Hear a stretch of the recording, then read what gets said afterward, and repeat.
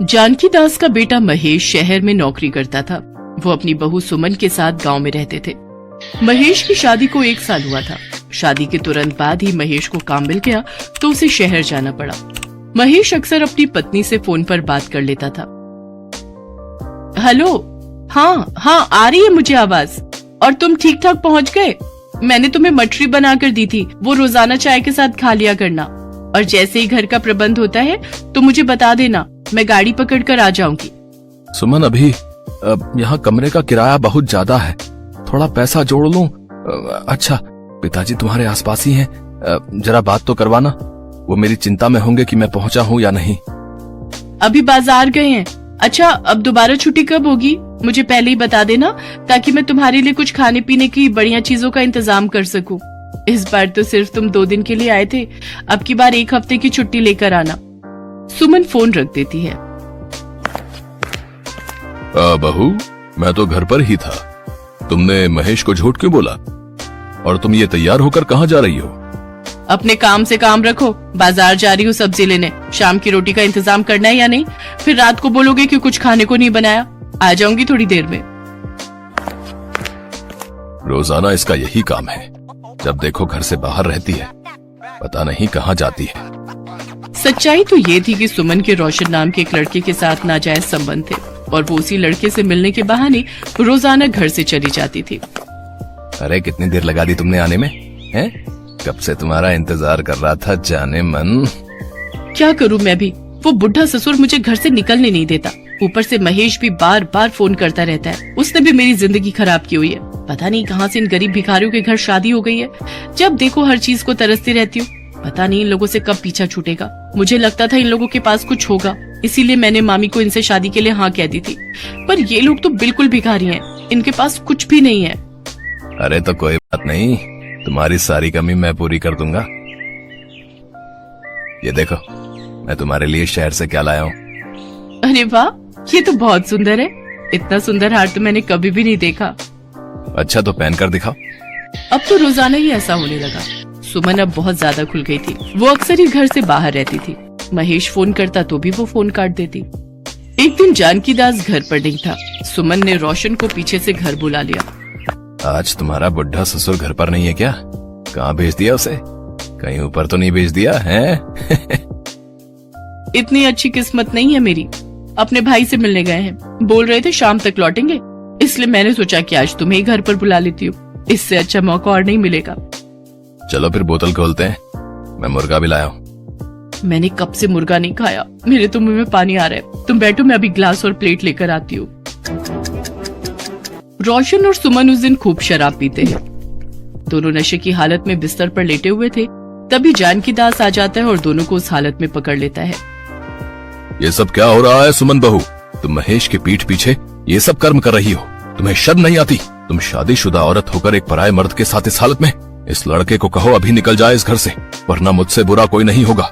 मैं नहीं चाहता इस 4 दीवारी के बाहर कोई बात जाए, नहीं तो मेरे बेटे की कितनी बदनामी होगी ये तुम नहीं जानती हो। बेचारा मेरा बच्चा शहर में खून पसीना बहाकर मेहनत करके 4 रोटी के लिए पैसे कमा रहा है, और तुम यहाँ उसके पीठ पीछे। छी, मुझे तो शर्म आती है। रोशन वहाँ से चुपचाप चला जाता है। मुझे माफ कर दो बाबूजी, मैं अब ऐसा नहीं करूँगी। मैं वादा करती हूँ, मुझसे गलती हो गई। आप महेश को कुछ मत बताना, मैं उस लड़के से कभी नहीं मिलूंगी। सुमन जानकी दास से माफी मांगती है, अपने घर की बदनामी ना हो इस डर से जानकी दास चुप हो जाता है। एक दिन महेश अचानक घर आता है। जानकी दास उस समय बाजार से कुछ सामान लेने गए हुए थे। सुमन महेश को देखकर रोने लगती है। क्या हुआ सुमन, तुमने मुझे अचानक फोन करके क्यों बुलाया? महेश, मुझे तुमसे बहुत जरूरी बात करनी है। इतना कहकर सुमन महेश को कुछ बताने लगी, जिसे सुन महेश गुस्से से भर जाता है। तभी जानकी दास भी घर आ जाते हैं। अरे महेश बेटा, तू अचानक? अच्छा हुआ, देख आज मैं हरी हरी पालक लेकर आया हूँ। तुझे पालक का साग अच्छा लगता है ना? बहू, आज इसके लिए पालक का साग बनाना। और कितना झूठ बोलोगे पिताजी, मुझे सब सच पता चल गया है। सुमन ने मुझे सारी सच्चाई बता दी है। मैं कुछ समझा नहीं बेटा, कौन सी सच्चाई? सुमन ने मुझे कहा है कि आप उस पर गंदी नजर रखते हैं और आपने उसके साथ कुछ ऐसी हरकत की है जो बताने लायक भी नहीं है। अब मैं आपको इस घर में नहीं रहने दूंगा। यहाँ से चुपचाप चले जाओ, वरना मैं भूल जाऊंगा कि आप मेरे पिता हो। तुम ये क्या कह रहे हो महेश बेटा? ये सब सुनने से पहले मैं मर क्यों नहीं गया?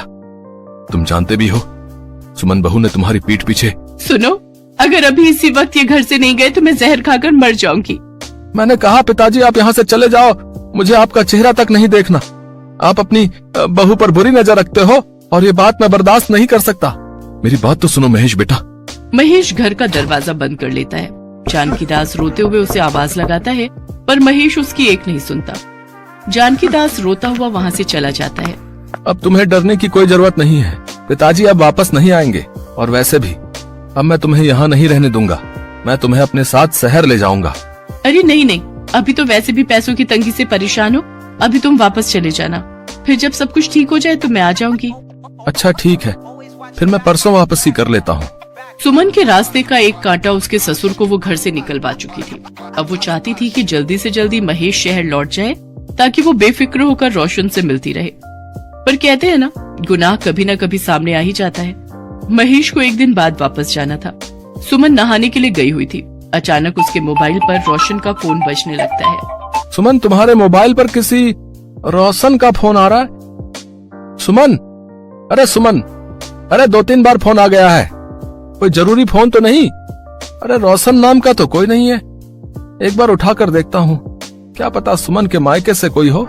महेश फोन उठाकर अभी हेलो कहने ही वाला था कि पीछे से रमेश बोल पड़ता है। क्या बात है सुमन, मैं कितनी देर से तुम्हें फोन मिला रहा हूँ। जब से तुम्हारे बुढ़े ससुर ने मुझे देखा है तब से तुमने मुझसे मिलना ही बंद कर दिया।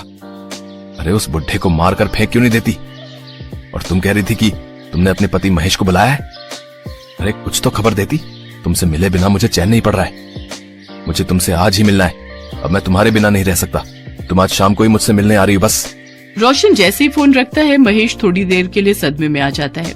उसने वो सब अपने कानों से सुन लिया था जिसके ऊपर वो कभी भी यकीन नहीं करना चाहता था। तुम आवाज लगा रहे थे, किसका फोन था? तुम्हारे आशिक रोशन का। क्यों, घबरा क्यों गई सुमन? मुझे सारी सच्चाई पता चल चुकी है। मैंने तुम्हारे कहने पर अपने पिता को घर से बाहर निकाल दिया। मैं तुम्हें अब इस घर में नहीं रहने दूंगा। निकल जाओ मेरे घर से और मेरी जिंदगी से हमेशा हमेशा के लिए। अरे मेरी बात तो सुनो महेश, एक बार मेरी बात तो सुनो।